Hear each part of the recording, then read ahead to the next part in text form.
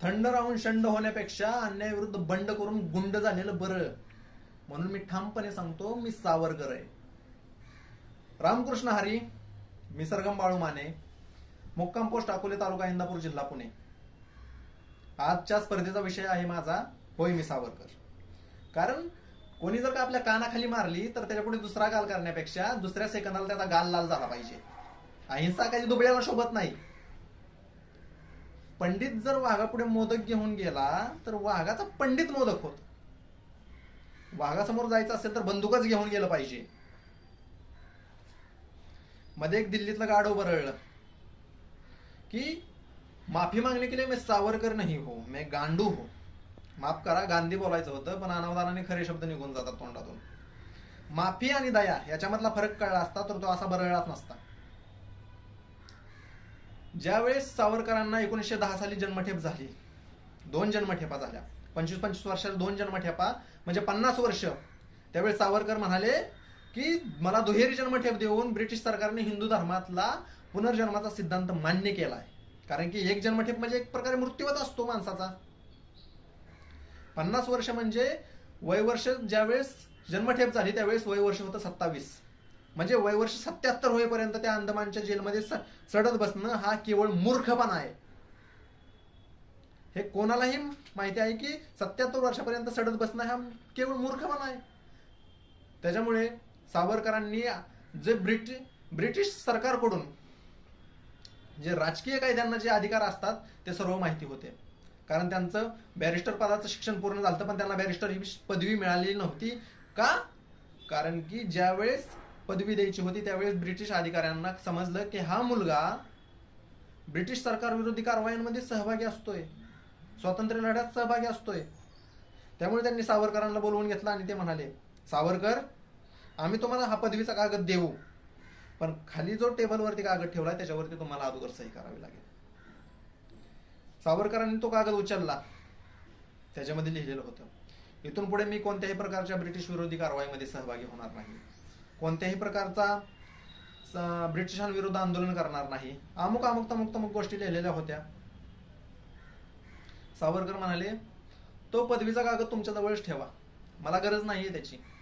ज्या दिवशी मी शिक्षण पूर्ण केलं त्या दिवशीच मी बॅरिस्टर झालो. या पदवीची मला गरज नाहीये. तिथे त्यांनी कौशल्याला महत्व दिलं, पदवीला नाही. आजच्या पिढीलाही ते तंतोतंत लागू पडतंय. आजची पिढी फक्त आणि फक्त पदवीच्या मागे पळते, कौशल्याच्या मागे नाही. कौशल्य नाही त्याच्यामुळे रोजगार नाही. कौशल्य नाही तर रोजगार मिळेल कसा? बॅरिस्टर हे शिक्षण पूर्ण झालेलं होतं.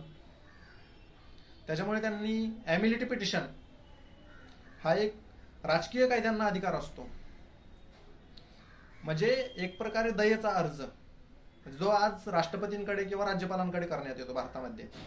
अशा प्रकारचा हा दयेचा अर्ज. त्या दयेच्या अर्जामध्ये असं होतं की 1883 पासून 1910 पर्यंत ज्या ज्या कारवाई केल्या त्याच्याबद्दल माफी नाही. इथून पुढे मी कोणत्याही कारवाईमध्ये सहभागी होणार नाही किंवा ब्रिटिश सरकार विरुद्ध कोणत्याही प्रकारचं लिखाण करणार नाही, असं होतं. ते असतं एमिलिटी पिटिशन. नाही की बाबा इथून एकदा जर का सुटलो तर बाहेर काहीही करता येईल ना, पण इथून सुटणं तरी महत्वाचं आहे. तिथं सडत बसण्यापेक्षा बाहेर जाऊन काहीही करता येईल हे महत्वाचं आहे.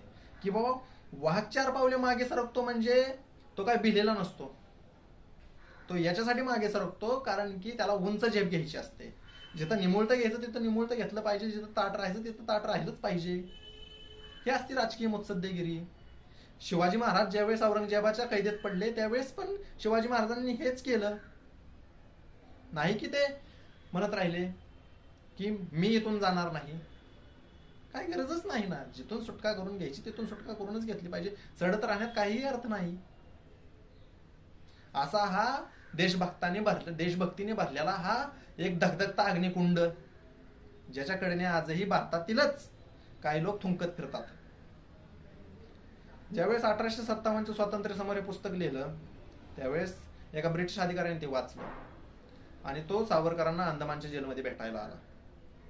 भेटायला आल्यावर त्याने एक चांगलं एक आणि खूप मस्त वाक्य लिहिलंय जे आजही योग्य पडतं. सावरकर, तुम्ही चुकीच्या देशात आणि चुकीच्या वेळी जन्माला आला. ते आजही योग्य पडतंय, कारण की ज्यावेळेस संसदेमध्ये सावरकरांचं तौलचित्र लावायचं त्यावेळेस वाद होतो, कारण की गांधीला मोठं करण्यासाठी सावरकरला खाली दाबलाच पाहिजे. अहिंसा जर का एवढं मोठं शस्त्र असतं ना, तर आज मराठा क्रांती मोर्चा जो महाराष्ट्रात चालू आहे त्याच्यामध्ये मनोज जरांगे एवढे दिवस उपोषणाला बसले होते, त्यांची कोणी दखल घेतली का? नाही घेतली. ज्यावेळेस डोकी फुटली, हिंसा झाली, त्यावेळेसच सरकार त्यांच्यापुढे गुडघ्यावरती बसलं ना. कोणी जर का आपली मान कापत असेल तर त्याला दुसरी मान देण्यापेक्षा जो आपली मान कापतोय त्याची दुसऱ्या सेकंदाला मान कापली पाहिजे, आपण मान कापली पाहिजे, हा खरा धर्म आहे. एवढे बोलून मी थांबतो. जय हिंद, जय महाराष्ट्र.